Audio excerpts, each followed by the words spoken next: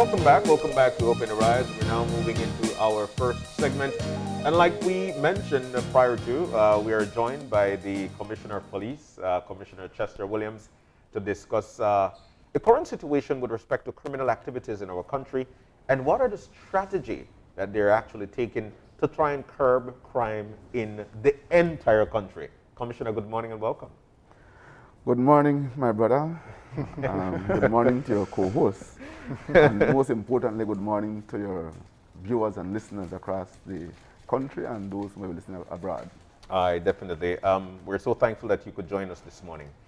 Commissioner, you know, a country and how crime is dealt with is big for that country, especially with respect to tourism and with respect to other countries actually looking at us as one of as they would want to see a safe haven. At this particular point, that is not the case. We're actually seeing a spike in criminal activities across the country. You've visited every municipality. We've seen you on the news here, there, everywhere. What's the situation? What's going on? Crime is something that is always going to be. And I've long maintained that the issue of fighting crime is not solely the responsibility of the police. If a matter of fact, the police historically have always been the persons to respond to when a crime occurs. But over the years, we have seen a shift in where policing have been focusing more to that proactive method as opposed to reactive, because if it is that we can prevent, then there'll be no need for us to react. Yeah. And so we have adopted that proactive method. But even in the proactive method, the wider citizenry have the greatest role to play, because the police are not in every home, not at every street corner. And so you know that criminals, for the most part, whenever they operate, they're going to look for opportunity. And so even in areas where we do have the presence of police, police do not remain in one area. The police have to move around and patrol the entire neighborhood. And the criminal elements are going to monitor the movements of the police. And they're not going to commit the crime in front of the police. They're going to commit it when the police have gone to another area. And that is where the wider public comes in, that they can be that additional eyes and ears for the police when the police move to another area.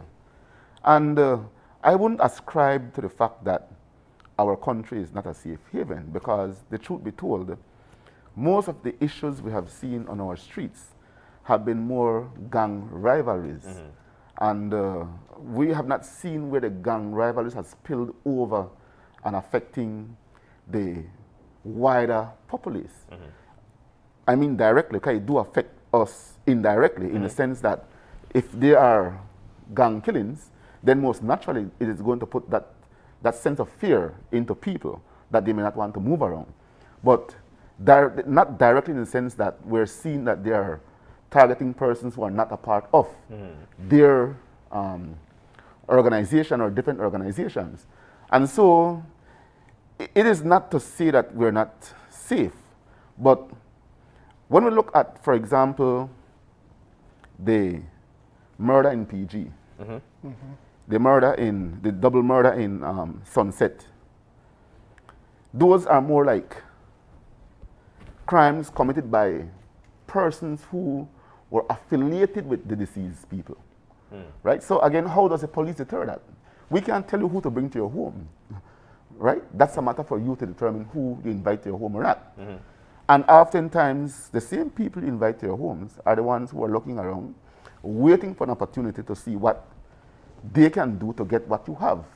And so those are things that would be beyond the scope of the police, in the sense that we can never prevent those from occurring.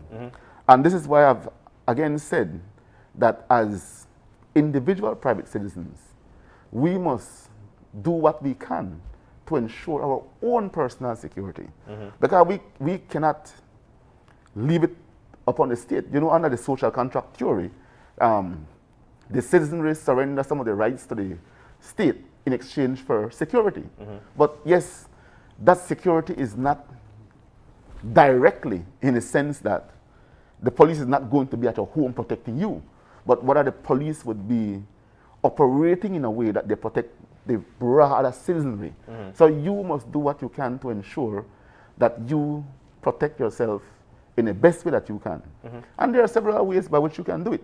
Now we have seen that a number of persons have ventured into installing surveillance cameras and these sort of things, which is good because surveillance cameras do serve as a deterrent.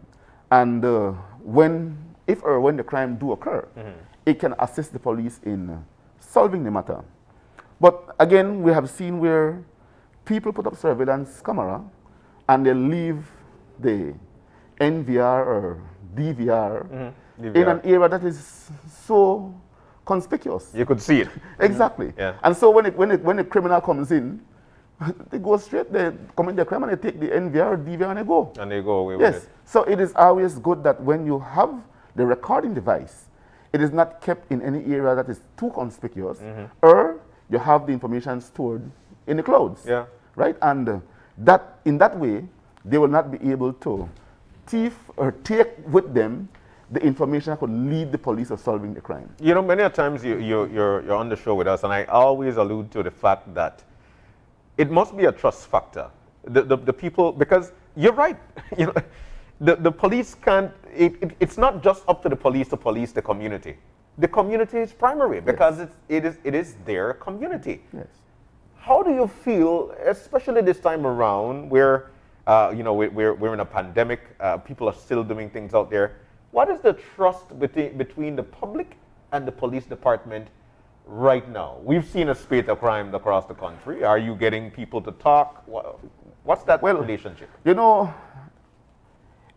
when it comes to the gang-related crimes, those are the ones that we have the greatest difficulty solving. For the simple fact that people who may have seen fear retribution from the gangs. So people would never want to speak against them. Whenever we do solve a gang crime, it's mostly because of our surveillance camera system that we have. But when it comes to the other type of crimes, we get more cooperation from those when they do not involve gang members because people feel more freely speaking about those as opposed to speaking against a gang. We would wish that that would have not been the case and that people would feel free to speak about whatever crime they may have seen. But again, we do understand the sentiment as to how people feel. And it is with that spirit that we have met with the Attorney General, and I must say that she has been very, very much accommodating in trying to see how she can assist from her ministry for us to be able to have a system in place that is going to protect persons who come to the police and give information. And so what she's working on right now is a witness protection bill.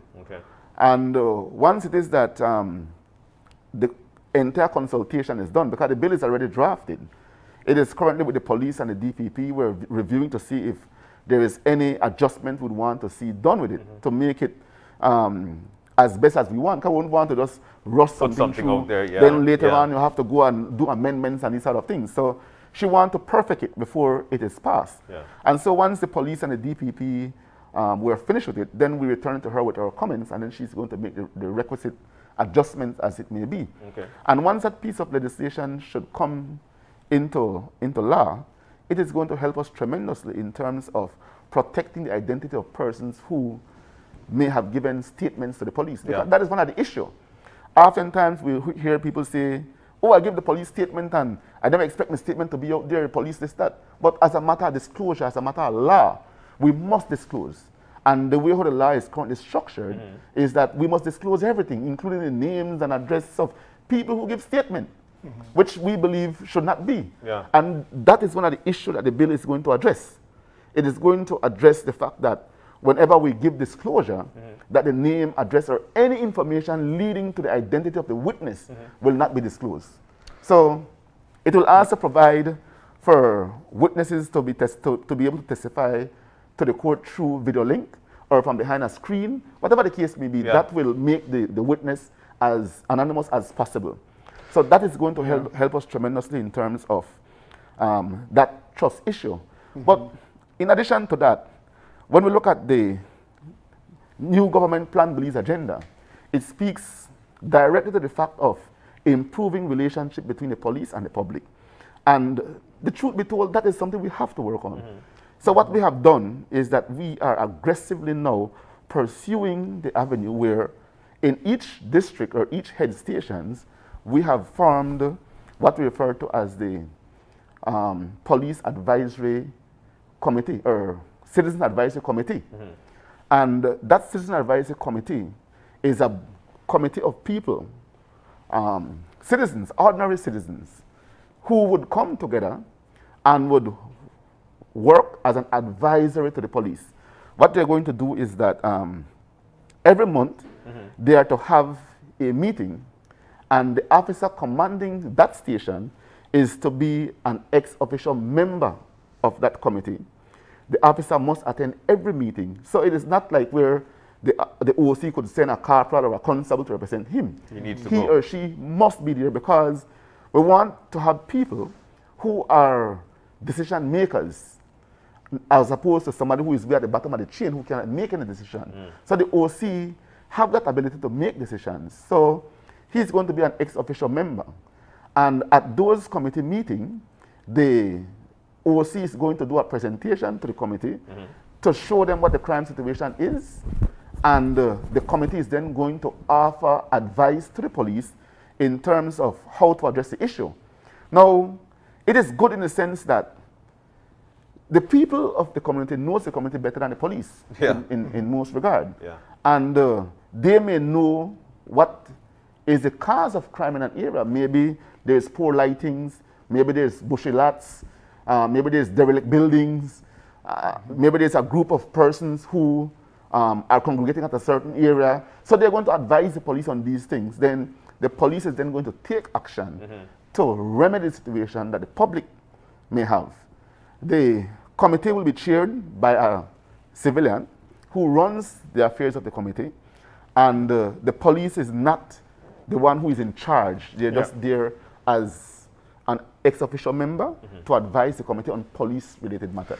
Well, Commissioner, I want to get more and dive into the meat of what the reality is right now.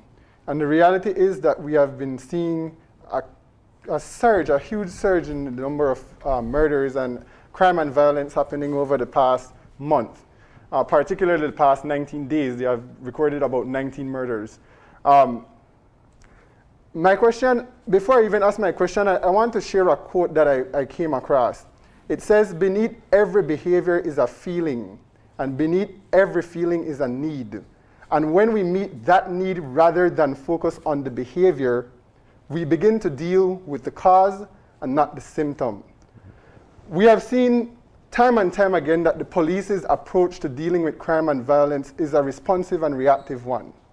How is it that the police department is being more proactive in, for example, carrying out these interventions that they're having with members of gangs, in bringing on the human development ministry, in bringing in social partners to be able to develop social protection systems for people who have certain needs, and they go to these types of activities in order to be able to get certain needs?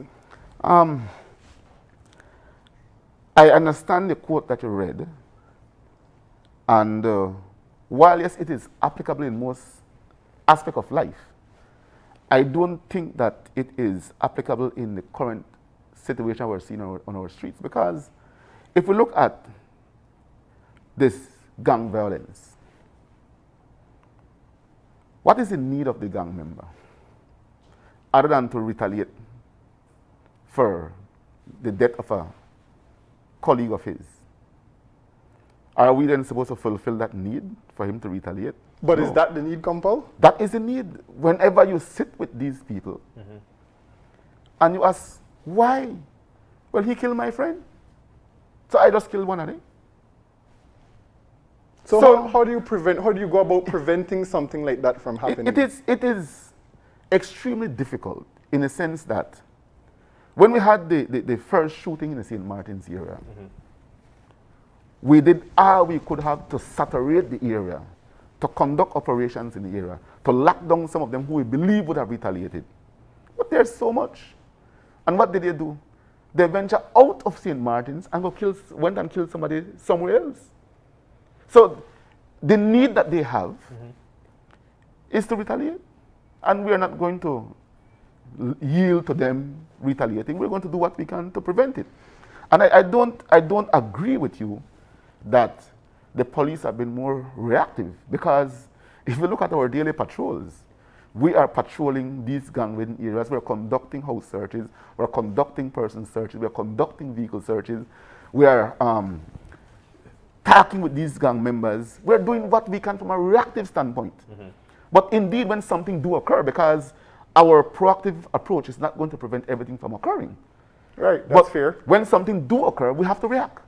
And while, yes, it is easy to quantify the amount of murders that occurs, it is not, we're never going to be able to quantify the amount of murders that the police effort prevented. Right? So it is not something that we can easily sit by and say that, oh, the police is not doing enough.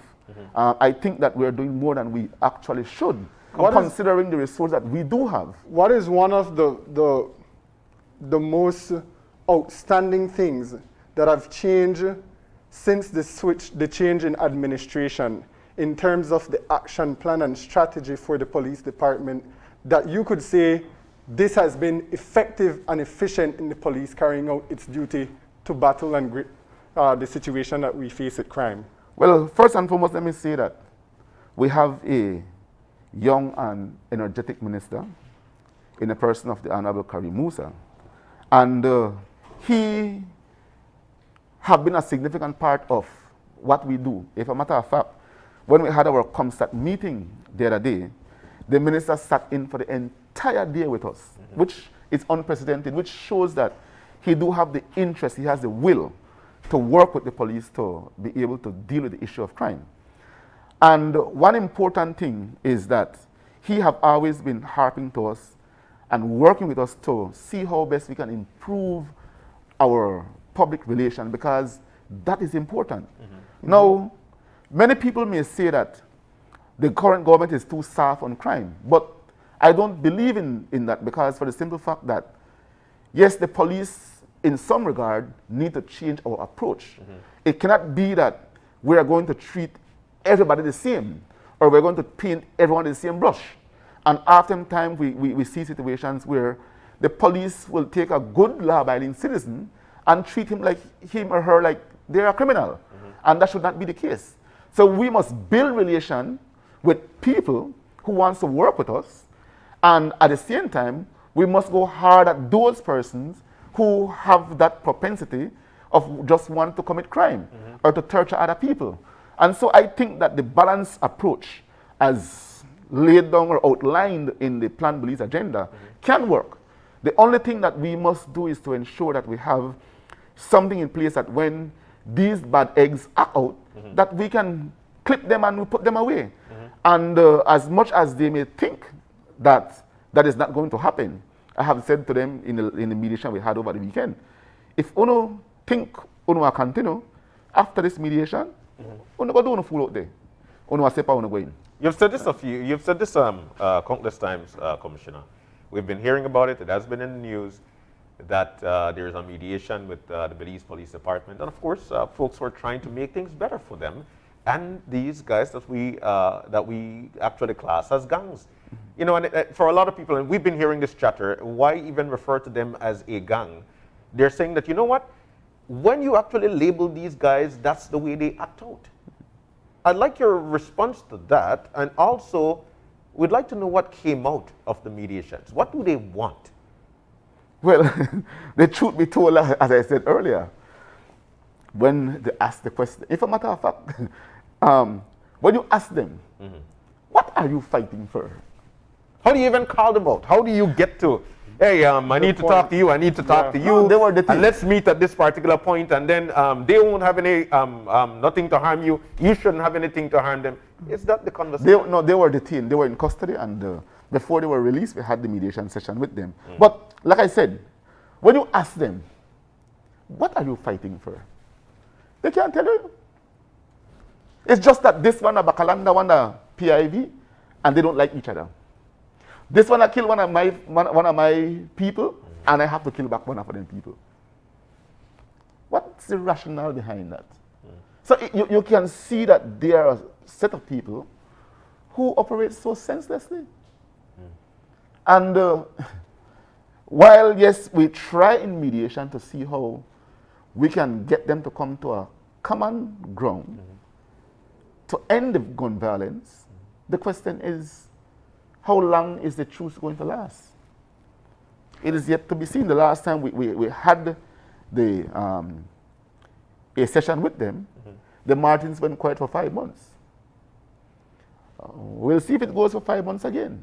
But I want to go back to what your co-host said, that there needs to be more input from other agencies.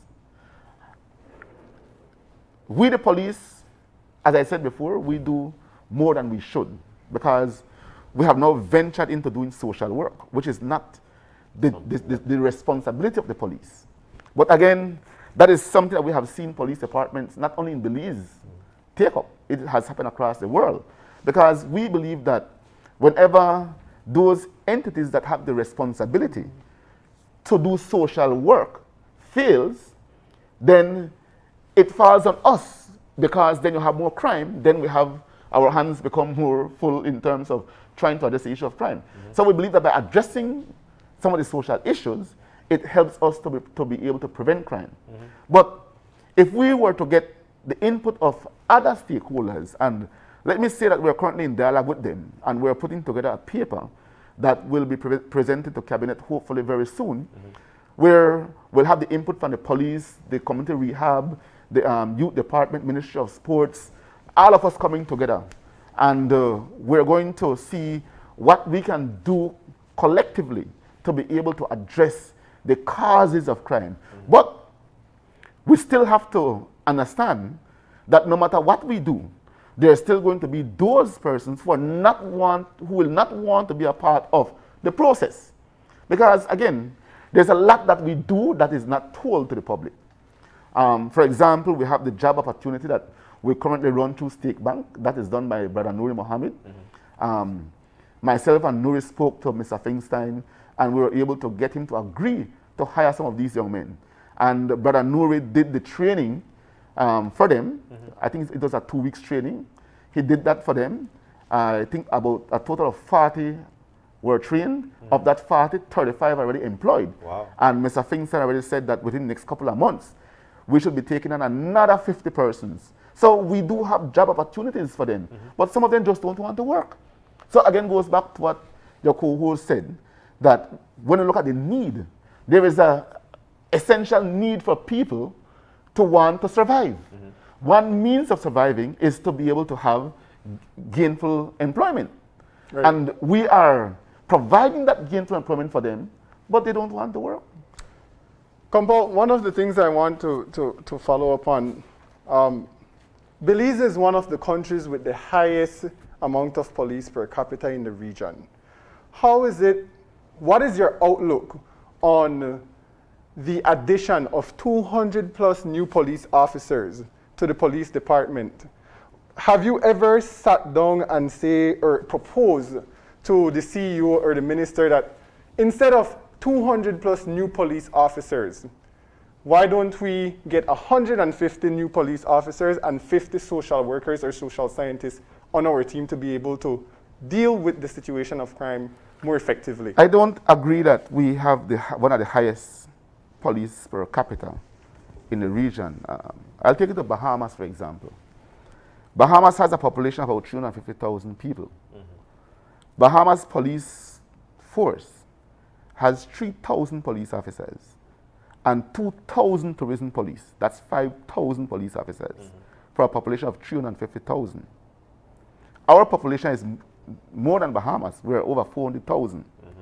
We have 2,100 police officers, and that include special constables and tourism police officers. When we look at Jamaica, Jamaica has over, I think, over 18,000 police officers. If you were to calculate that per capita, they would be far above us.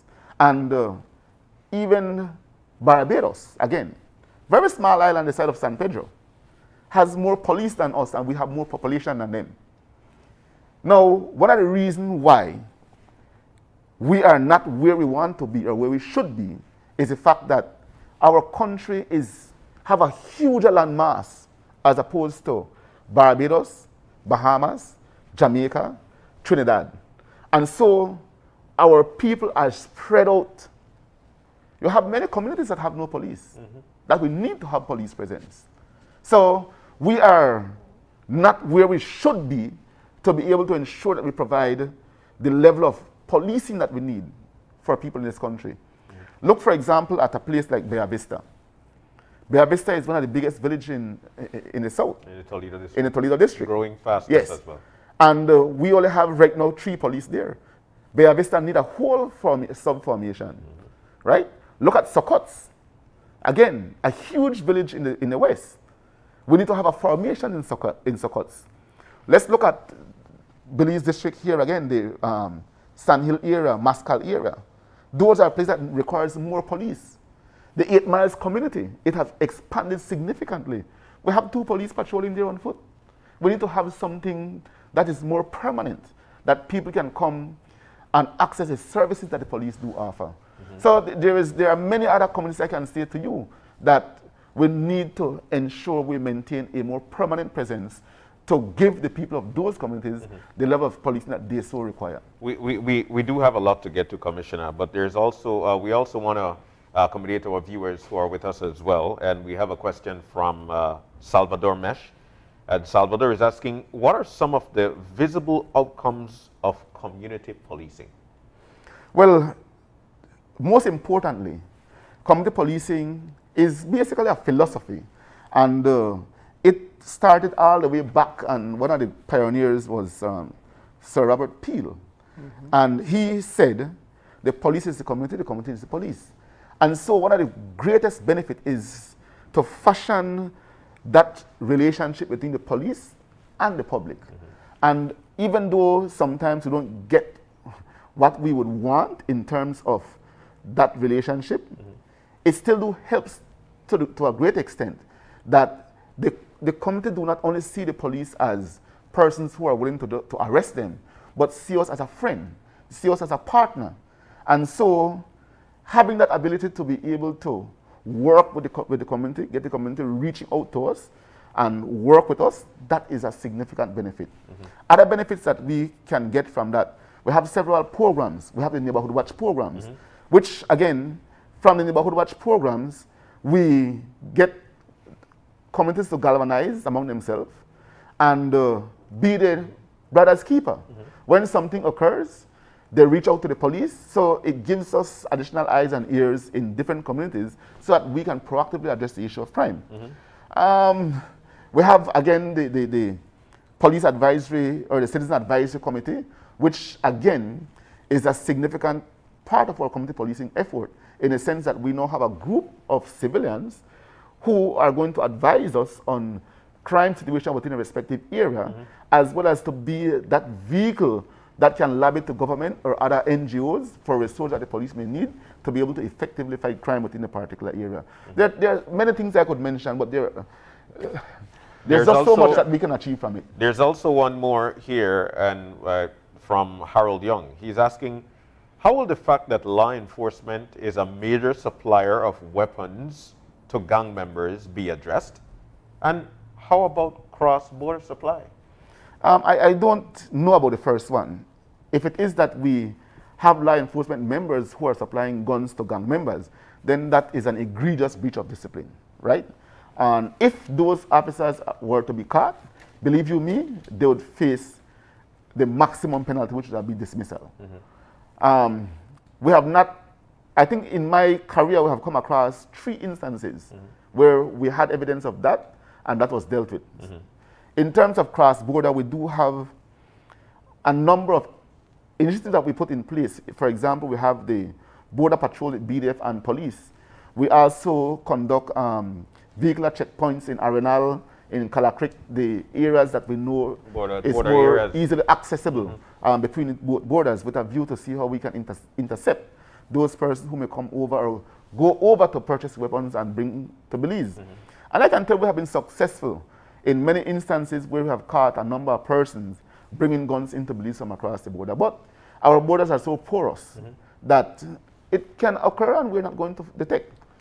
Go ahead. Compal, last year, Greg Nunes and I wrote a piece on the state of emergency, the high cost of security. And in January of this year, you stated that under my leadership, and this is in quotes, under my leadership, we have seen a significant reduction in crime. Are we experiencing today a whiplash of what that state of emergency has done by pulling young men out of their homes, taking them to Colby Foundation, and basically enhancing the environment for these young men who are from separate gangs to become familiar with each other, and when they are reintegrated into society, we're experiencing the whiplash now because of the ease of restriction of movement. What are your thoughts on that? I don't agree with you, no. As I've said before, that the spate that we saw recently is a direct retaliation or result of recent shootings, murders. The truth be told, many of these young men need to live in prison because obviously they don't have the will to want to live among us as law-abiding people. And so some of them need to be put away for life. It's a pity the law does not provide for that. But to equate that to the fact that they were put in prison under state of emergency, no, because the truth again is that these gangs, they do their homework, you know. They study the other gangs, they study the rivalries. And so they already know who their opponents are. They make that their business. So the minute somebody join another gang, they know. So it is not a matter that we could say, justifiably so, that, oh, because they got to prison together, become family. No, that's not true at all, at all. What is your position on restorative justice? I do believe in restorative justice, so long as it's applied properly. Most importantly, the person who commits the crime, who is trying to restore himself, must be genuine and honest in the fact that, you know what, I want to make better on my life. And you must understand that when it comes to restorative justice, it is something that both parties must want. They must agree. The aggrieved party must also agree to the fact that he or she wants to sit down and discuss with the accused person. So, in the current climate we're in, I see that as something extremely difficult. But if there is a way for it to work, I would welcome it, because the truth is, some people truly can reintegrate. Some can. And again, some surely cannot reintegrate. Some people are remorseful, some people are not remorseful. So all of those are things that you must take into consideration when we speak of restorative justice. I asked that question because one of the mechanisms being used right now to try and get grips with the crime and violence situation is from the principle of restorative justice, where you're engaging in media and mediation interventions with these young men. And I asked that question because I want to ask about the sustainability of engaging in these types of interventions without the necessary social protection systems in place to make it continue the way it should. If you're having interventions once a year, twice a year with these young men, and 5 months down the road you see an increase in violence, then you know that it has not worked. So how do we go about addressing something like that? And it goes back to the same thing I'm saying. It does not work because some of them are not remorseful. Some of them come to intervention, come to mediation, they say certain things, and down the road, they violate that. It cannot work if we don't have a forgiving heart. You have to be able to forgive your brother. We have seen instances where persons from within the gang world try to change their life and they get gainfully employed and they're killed for the simple fact that, or the simple reason that some of these young men, they just don't forgive and they just don't forget. No care how long it may take, they are going to find a way to get you. And so when you think of all that, it cannot work in terms of looking at restorative justice. Restorative justice would work more in situations where it is not a gang-related issue. Because, like, for example, you and I, we would be more easily to forgive and forget. We'd be more remorseful, right? Because that is not our nature. It is not our propensity to want to harm people. But when it comes to these issues, gang-related issues, I don't see restorative justice working because they don't forget and they don't forgive. Kampala, I think it comes back to the need. What is the need from these young men? You mentioned that we don't have the propensity to behave because that is our nature in that type of manner. But we have a support system that is going to give us what we need to self-actualize as individuals. A lot of these young men come from homes where they come from indigent communities. They have so many social ills that causes them to act out this way. How are you going about addressing this through the mechanism that you're using and bringing social partners on? What are some of the social partners that you are working with right now to be able to support these type of interventions that you are carrying out? As I've said before, that we are putting together a paper that will have many different stakeholders. We're currently working with the Behavioral Modification and Conflict Mediation Unit. We're working with Brother Nouri, we're working with Youth Department, we're working with Ministry of Sports. There are many different organizations that we're working with. Now, I want to go back again to this issue of this need. It is something that we must look at, and when it comes to the area where one may live or one may grow up, I am sure that there are many persons who grew up in similar environment and they have not become a gang member, they have not become a murderer, they have not been out there hunting down people to kill them. How we behave is an individual choice. Because all of us, everybody, have that killer instinct. All of us have it. But some of us choose to behave differently, while others choose to go down a different road. To me, our society is one that is always trying to find excuses to justify the behavior of these thugs. And we must stop that. Because so every time we find excuse to justify their behavior, we're fueling them to do more. Because you know what? They're seen. Mm-hmm. Right. They're seen. And I don't want to be mistaken. I'm not trying to justify no, the behavior I understand where here, you're coming from. Right? I'm just saying that the social ills that many of these individuals face causes them to behave in a certain way. For example, coming from a single mother household, we see that a lot of young men who come from single mother households where the mother is not supported. And Dr. Gale has done so many research and provided us with information. You should come and do a research on me. Because I came from a single mother household. Right. 7 of us. Mm-hmm. My mother could barely feed us. And look at who I am today. But Compa, we have anomalies in society. We have those who will go down the right path. That's why I say it's an individual choice. We cannot use just one case to generalize. No, but there are many others. My good friend just said he is too. And I know of many other prominent people who came from single the support that is necessary for families to be able to meet certain needs is not there. Perhaps you came from a single mother household family, yes, but at the same time you had support system elsewhere. No, hell no. No. I had to, as a child, make tableta, make fudge, make catabrute, stretch my guts to take to school and sell. That's what I had to do. to buy uniform, to buy books, to go to school. My mother struggled. I know what hard living is. I grew up hard. So that is no excuse. But you know what? I was determined that I was going to make something of myself. My mother couldn't even send me to high school.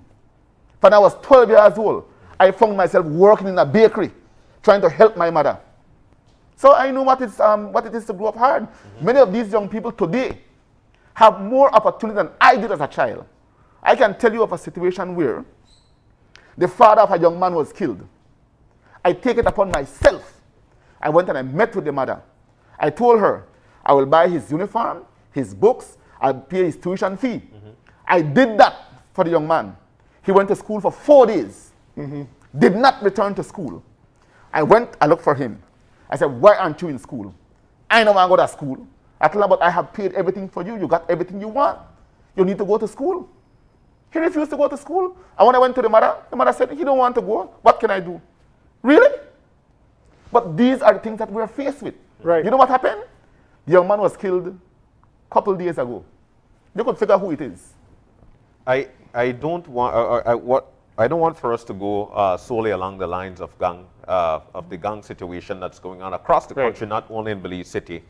There are different things that are plaguing our country, and as the Belize Police Department, I'm sure have the first hand to actually have to deal with them.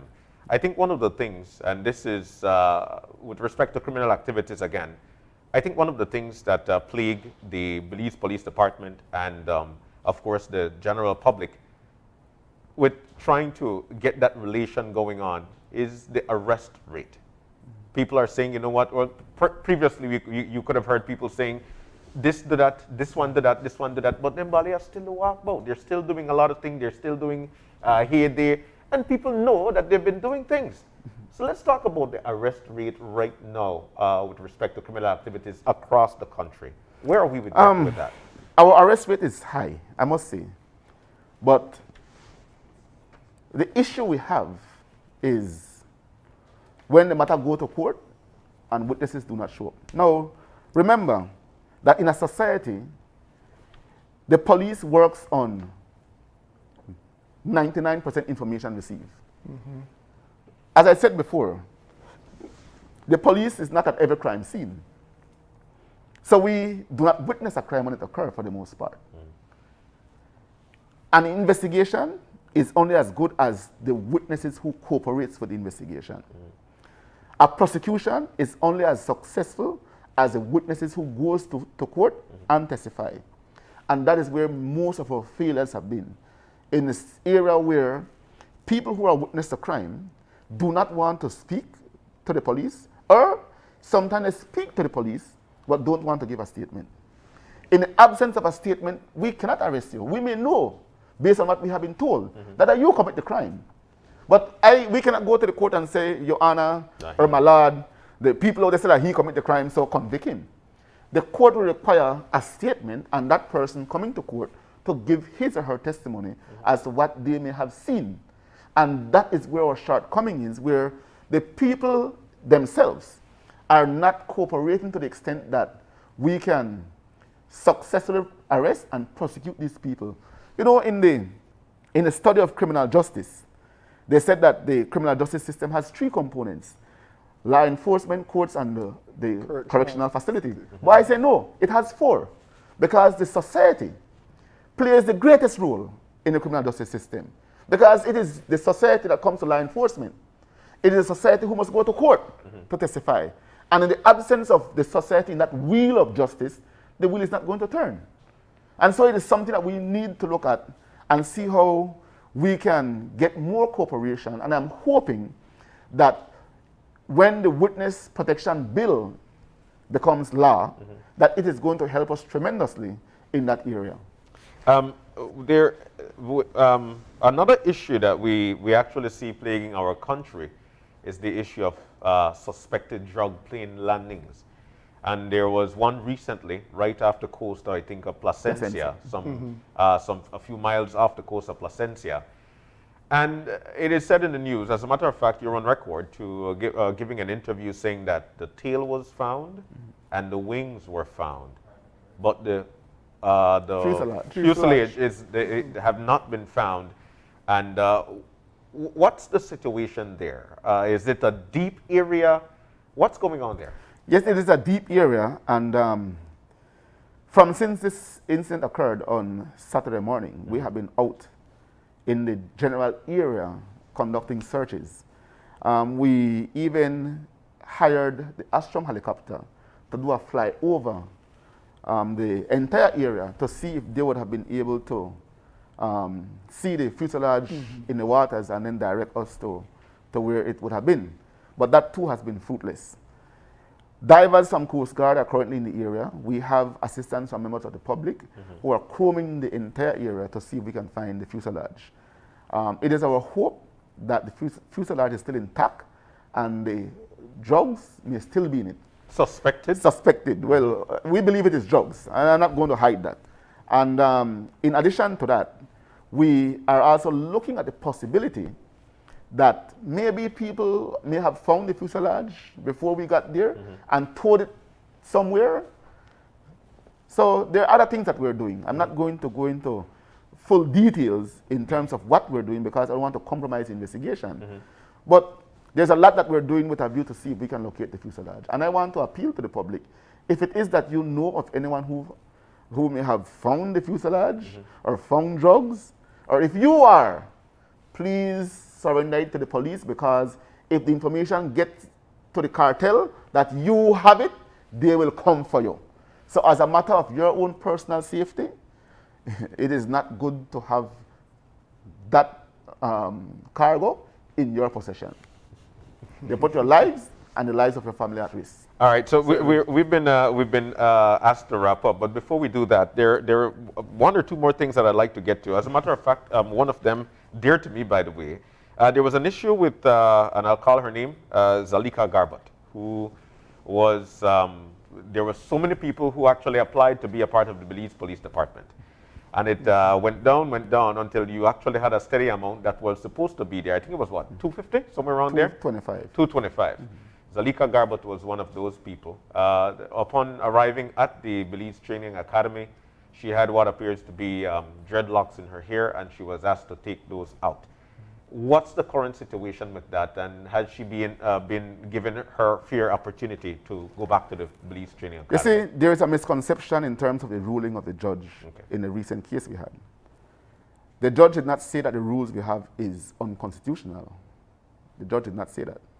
The judge said that the rules, if applied properly, is good, because if you are a member of a discipline organization that requires you to dress in a particular way, your hairstyle must be such that is going to be conducive to your headdress fitting on your head.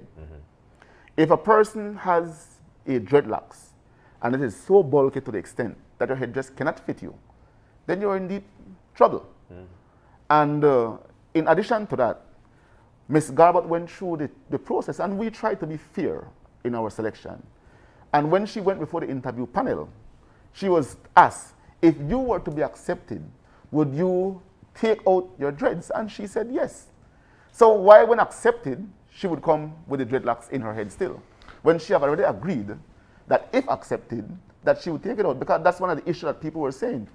Why did they never tell the young lady from before that she would not be able to? And she was told, right? I'm not going to go into too much details. I'm not going to say too much about it, because I don't know where the matter is going to go. But her vacancy is still there, but she just needs to comply. It cannot be that you want to join a discipline organization and want to come with your own rules. You see, many times people tend to question the way how police officers behave. And whenever we see police officers behaving in such a way and actions are taken, some people tend to condone it. But if it is that we want a disciplined police organization, a professional police organization, we must have officers who are going to ensure that our disciplinary code is adhered to. If we just go about and throw away the essence of what we are as a disciplinary organization, then something is wrong. Now, in terms of the others who have been a part of the department, That's a different story, it's a different kettle of fish. They're already here. But since then, we have made our rules more clear and more unambiguous for one to understand that as a police, this is your appearance. We have to stick to a certain standard. So do you not think that some type of code of conduct like that is antiquated and also colonial, a relic of colonialism in its very essence? No. Why not? You asked me, I said no. Because what we're seeing here is that there is some sort of infringement on a person's ability to self-identify with who they are. And you're asking them to remove what makes that person identify themselves as someone of Afro descent. Is that not an institution imposing a colonial relic of a code of conduct on someone, especially in the 21st century when we're supposed to be more inclusive and diverse? If you go look for a job somewhere, is it your duty to make yourself suited for the job, or the job duty to make itself suited for you? Answer my question. Right, you have rules where you have to. Exactly. Right, certainly. And right now, when you speak of discrimination, the law speaks of what is referred to as a comparator, right? Which means that they're going to compare you to similar. In this case, the male and female. The males who enter the academy have to peel their head. Why is it that the woman must be allowed to come with any hairstyle that they want? Pretty soon, if everything is going to be about human rights, man will kill you and say they have a right to kill you. Human rights must come to a stop at a certain stage.